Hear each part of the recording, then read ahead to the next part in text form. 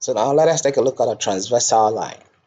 So a transversal is a line that intersects two or more lines, usually parallel lines, at the extent point.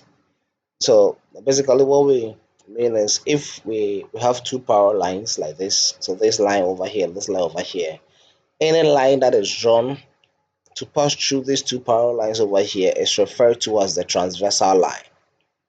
Okay, so any line that is drawn to cut through two parallel lines is the transversal line.